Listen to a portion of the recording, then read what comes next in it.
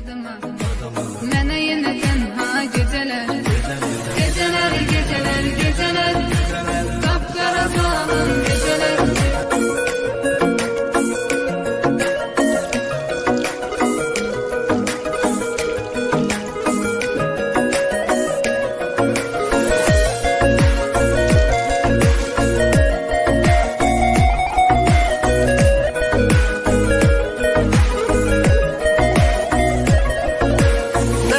Həsrətdən alışam, şəkillərə baxıb danışam.